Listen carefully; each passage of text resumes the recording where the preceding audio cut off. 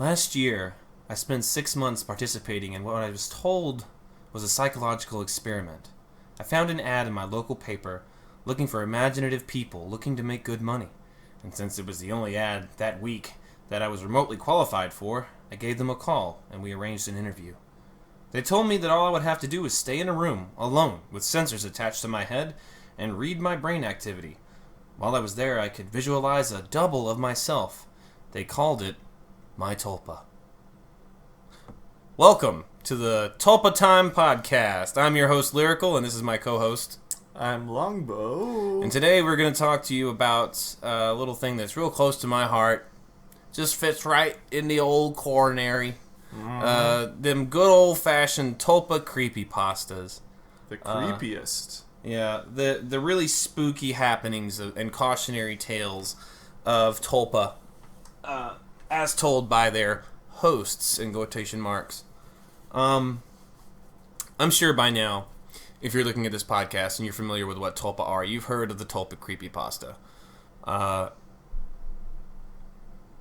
don't know if it's designed to just be entertainment, if it's designed to be a cautionary tale. I know it originated on the image board X on fortune9gagchan.org.gov.jpg, and it words cannot describe how incredibly wrong it is when it comes to the actual phenomena of tulpamancy. Mm-hmm.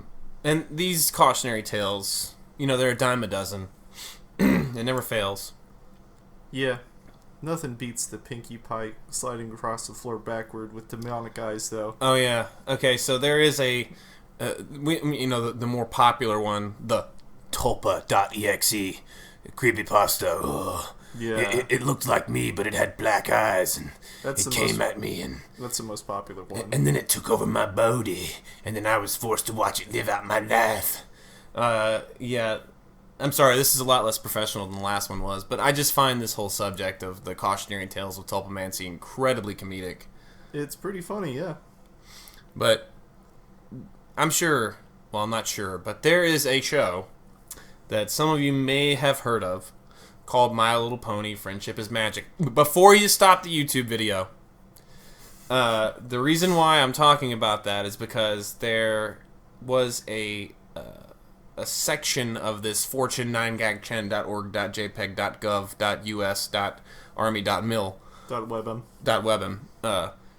.raw.wav that had a board that was called /MLP/, and that's where a lot of Tulpa threads got their start, where they kind of picked up traction. And I guess the reason why is because the thought of having a little pony follow a lot of these people around, they seem to think that was something they wanted. I mean, people who like the show, if they're adults, I don't like to judge anyone. I don't judge anyone. I don't think that you should judge anyone, really, because, we've all got our own things that make us weird. But they wanted to have a little, mental pony following them around, maybe a character from the show, maybe a character just based off of a character from the show, but still. But yeah, that's where a lot of the threads started to pick up traction after they got kicked off of X, because people on X were trying to say that these were demons from the nether realm. They're literally succubuses that you summon, and then they steal your sexual energy and therefore your soul. They just latch on to your psyche and your spirit, these daemons, and spelled with an A, Daemons. Yes. And they latch onto you and they siphon off your mojo. Mm-hmm. And they become stronger until eventually they take over your body and they leave you in the background of your own psyche while they just drive you like a stolen car in Grand Theft Auto 5 until they crash into a building, figuratively, and that building is when they try to get their first job and they're like, I'm a demon in a human body, and they don't get the job and then they die. Yeah, it's not a good follow through on the whole possession and complete control, but I digress. Yeah, it's one of those things that you hear about if you're in the Tulpa community and you're like, this is good for a laugh, but then it starts to get a little concerning, because then you see people come into these threads and they talk about their own cautionary tales, like this gentleman created a Pinkie Pie Tulpa. And if you're not familiar with who Pinkie Pie is, she's the little pink one in My Little Pony Friendship is Magic with the curly hair. The one that bounces around has hair like cotton candy. It's always very happy, very girly. Yeah, but they had a Pinkie Pie Tulpa that they had fully, created in a matter of hours. Yes. And this Tulpa, all of a sudden, out of nowhere, believe it or not, its eyes turned black, and ooze started to seep out of its mouth, and it started to scream loud, ear-splitting, ear-piercing screeches. And no matter what the host did, he just couldn't get him to stop. Oh, yeah. It was just horrible, and he was begging random people on the internet, please help me with this terrible thing. And of course, the only solution, us adept tulpamancers know, the only solution is to create a Jackie Chan Tulpa. That's right. And thus sealing the negative Tulpa's fate. Because as soon as you create a Jackie Chan Tulpa, he's going to proceed to whip its ass with household objects in a comedic manner. Yeah. And it's very well choreographed, by the way. He's a real professional at what he does. Yeah, Jackie Chan Tulpas, they're great. We've all had to make one every now and then to get rid of those Tulpa we don't want. Sort of take out the trash, if you will. Yeah. But that's all a joke. Don't take anything you just heard seriously. Now, there's a whole bunch of people that have had these cautionary tales, and for the most part, I just dismiss them as attention seekers. Or perhaps they just want to make people think, oh man, there's some creepy shit going on with this. Maybe I shouldn't do it. Yeah, they're the people, who grew up watching X-Files, and they look at all these paranormal things like, oh my gosh, goblins are real. This YouTube video proves it, and things like that. Literal potbelly goblins are coming up from the... Yeah, they frequently watch Alex Jones. And, really, they're just looking to create a sense of mystery and spookiness about the world. But it's also, at its core, just misinformation. It's also, it's damaging, in a way. I mean, I'm gonna agree that, it's if they want to go on and make a little spooky story about it, more power to them. But we cannot emphasize enough that the chances are when you create a tulpa of it being a negative experience at all are slim to none. You would have to intentionally focus your time and energy into creating this being to be a negative person, or making them mean. You'd have to make them. You'd have to pick out traits that would be like, oh, I want them to be sadistic, condescending, patronizing. Yeah, basically, I want them to be a psychopath. Yeah. And that's another thing that ties in to mental health when it comes to tulpa. A lot of people who create tulpa have got, and I'm not going to say a lot, I'll say some, because I don't want to make general statements, but from my personal experience, it's anecdotal and also subjective. But I've seen people who make tulpa who are, sometimes they have... They're a little unhinged. Yeah, that have like mental, how can I put this right?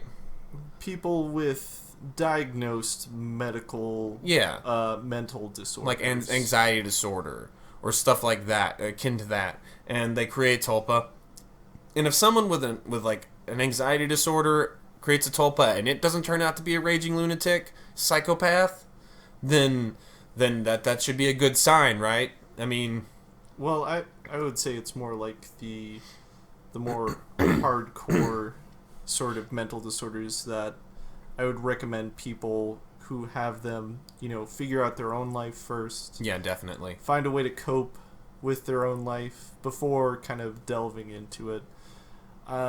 Some of the more like kind of loosely kind of, oh, you have this, kind of get some antidepressants for it, sort of mental disorders such as depression and anxiety aren't as bad. But I would still recommend you be in at least pretty decent mental health before you try to create another consciousness inside your head. Of course. It would be like adopting a child and bringing them into an abusive home, or adopting a child and bringing them into a home that's detrimental to their, survival or their well-being. And I I don't want to tell you, not to make one. I just want to say be careful and take care of yourself before you try to bring another being into your mind. Yeah. And it's kind of difficult to talk to, and it really does tie into these creepypastas because everyone who creates these creepypastas always says the same thing, that they were completely normal experience with creating a tulpa, but for some reason they just turn out to be these vitriolic hate demons that want to... It was just all of the sudden out of the blue, and there's nothing they could do to stop it. Even though they had complete control before the event, it suddenly vanished, and there was nothing they could do. Kind of like, there's just some sort of switch or snap that just broke them forever. Yeah. And throughout our years, I've been doing this for about 5 years, as I said in the previous episode, and he's been doing it for about that long as well. Mm-hmm. We've seen cases, where legitimately there was something mentally wrong with the host, which affected the tulpa negatively. For instance, Mike the Microphone. Oh, yes. Or... a.k.a. the Pinkamena. Yeah. Mike the Microphone was a young man who... would post on fortune9gagchan, reddit.org, .com, .gov, .jpeg, .gov, .usarmy.mil. Yep. And he would, on the MLP board, yes. Tulpa threads. And I actually don't know that much about him. All I know is he was very unhinged and ended up doing a lot of really terrible things to his Tulpa and himself. You can probably elaborate more on that. That's a whole episode in itself, just decompressing all the shit that may or may not have happened in his life, all the sort of disorders he might have. He, to give a brief synopsis... Well, we got 20 minutes, go ahead. He decided that he wanted to create, starting off, his first tulpa to be a character in the My Little Pony fandom known as Pinkamena, who is basically an evil version of Pinkie Pie. Yeah, the one we talked about earlier. With straight hair. And there's a bunch of stories about this character murdering and torturing the other ponies in the show. Yeah, and that's the only reason why it really ties in. Her form is almost inconsequential, but that was the inspiration for the character. That's what I'm getting at. He wanted to create a tulpa that was psychotic. He went into it thinking, I don't want a nice, loving tulpa. I don't want a normal person I can have a conversation with. I want to have someone who loves control over other people and loves violence. Yeah. And you can kind of see how this kind of turned out a little bit wrong. Yeah. So as he progressed, and this ties back in. Sorry for interrupting. This ties back into what I was saying about you would have to intentionally create a tulpa that was negative and had bad. Exactly. You'd have to make them evil, so to speak. Exactly. It's kind of like what you put into it, you kind of get out. Mm-hmm. So if you go into it like with a lot of hate and vitriol, that's gonna happen. Yeah. So as he progressed, this tulpa became, unhinged as he continued to force. She made threats to him. She tried to, attack and abuse him in his forcing sessions, both in his mental space and imposed. Of course, she was not successful in physically harming him. Yeah. Or taking over his body. And might I add, another thing, this isn't like your one-off creepypasta that's a paragraph on one of these boards that just pops up randomly and the Anon is never heard from again. This took place over the series of months to a year. Yeah, and all of the posts now on various forums are deleted. There might be still some in archives that can be referenced, but essentially... it just got very, very bad, and it was not a good relationship. It ended with him symbolically murdering and actually devouring her form in an attempt to kind of rid himself of the tulpa. But the funny thing is, after all of this went through, after this very negative experience, he continued creating tulpas. Mm-hmm. He created another one of an original character, Mike the Microphone sort of deal. He created one other one before or after that. I'm a little fuzzy on the details. But in a sense, that can kind of show that maybe he wasn't really being genuine as well. Yeah, he was continually creating and destroying Tulpa, which there are some people who do that just to be an edgelord. Yes. And he made a lot of posts about his life through the many months that he talked about his experience in almost a personal blog format. He also mentioned that, he had been institutionalized before. He did not have a very good relationship with his parents. A bunch of things which hint at, a very dark, basically, and mentally unstable life. A very troubled and very, very sad life. Yeah. And he... it was not a good situation. So that is kind of like a more example of kind of like how things can go wrong. It kind of blurs the line, I would actually say, between like a creepypasta and also a real experience, because it's hard to really pick apart and see what was genuine about his experience. Yeah. I don't see someone taking the time over months and months and months like this person did to try and spin a creepypasta out of it.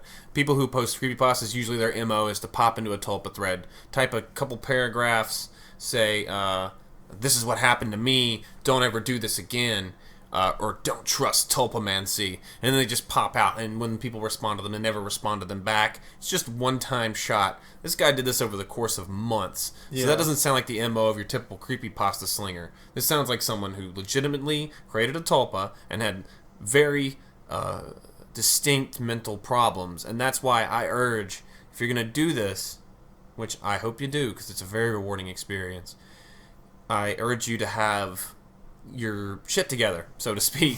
I don't want to sound that like, make it sound unprofessional, but I want you to have your stuff together. I want you to be able to okay, I'm in at least a somewhat decent place mentally. I don't have daddy issues that I'm going to manifest into a tulpa so I can beat the shit out of it. Yeah.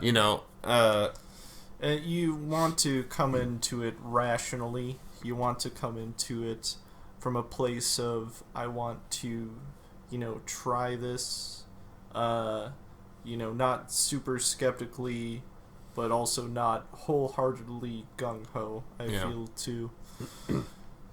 So as far as Pinkamena goes, that was a really interesting time, because the Tulpa threads started out way back on 4chan.reddit.wave.space.government.ass. Started out way back then in the good old year of 2012 is when they really started gaining traction, and that was on the /MLP/MLP board, and that's why predominantly kind of started out kind of rocky, and people started making these little ponies, and people were like, and initially, I'm not gonna lie, when I first saw it, I thought it was cringy, I thought it was weird, but then I started to read some of the anecdotes, people talking about how it's positively affected their life. And I was in kind of a bad place at the time. Mm-hmm. So I said, what do I have to lose? And that's another, thing that I'm trying to say with this. Yes, there are things that can happen that can be negative, but it's very, very, very rare. And pretty much you have to kind of try to get into that situation. You have to make it bad for yourself. Yeah. But if you take it and you really look at all the positive experiences you can have from it, literally the only thing you have to lose by trying this, and the real scary part, the only thing you have to lose is if you don't create a tulpa. Yeah, and you just lose some time. You lose time that you're getting to meditate, maybe focus on something, center yourself. And even if you don't create a tulpa, even if you're not able to really do that, you can still create a wonderland, which we will talk about in another video. Basically, it's a sort of like an imagined mental area. A mental plane where you can go to, and it's like your own separate little mental world. Yeah, like kind of intense daydreaming in a way. Yeah, that's a good way to put it. Yeah.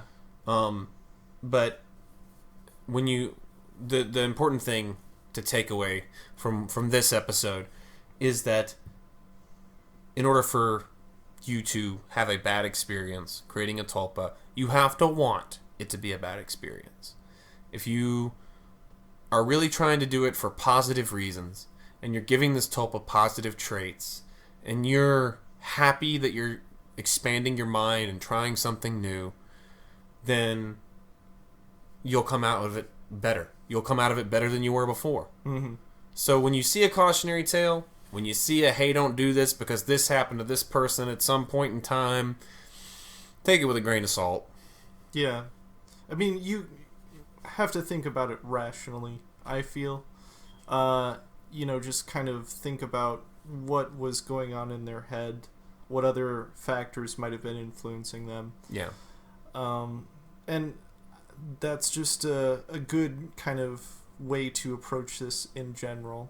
For example, sort of the thought of, what if a tulpa somehow gains control and harms me? Well, logically, the tulpa is in the same head as you. They, in a sense, share the same body. So any harm that they do is going to hurt them as well. Yeah. It literally goes against self-preservation, which is a really strong human instinct. Yeah, it doesn't really make sense rationally. Mm-hmm. And it also kind of can go to other places. Like a tulpa wouldn't really want you to feel bad. They wouldn't want to try to put you down. Yeah, could you imagine being trapped in the head with someone who is like just pissy and sad all the time? Yeah. Why would you want that to be a thing? I mean, why wouldn't you want to make them feel good? And I mean, when you're a tulpa, you don't have a lot of other people to talk to. Mm-hmm. So it's like, why would you willingly kind of make this relationship with this other person, very negative? Exactly. It doesn't make sense. Exactly. And I think we're going to go ahead and we're going to wrap this one up. And in summation, in order for your experience to be bad, you're gonna want it to be bad. That's the only way you're gonna have a bad experience creating tulpamancy. And approach things rationally. Think about, other things that are affecting you outside of, just what's going on. Go into it with a good mind. You know, take care of yourself first before you try to create somebody else in your mind. That's right. And then if you do that, you won't end up in a creepypasta. So. Anyway, this has been Tulpa Time. I'm your host, Lyrical. This is my co-host. I'm Longbow. And we will see you in the next time, place, and make sure you visit fortune.9gag.tulpa.chan.gov.wav.jpeg.mp3.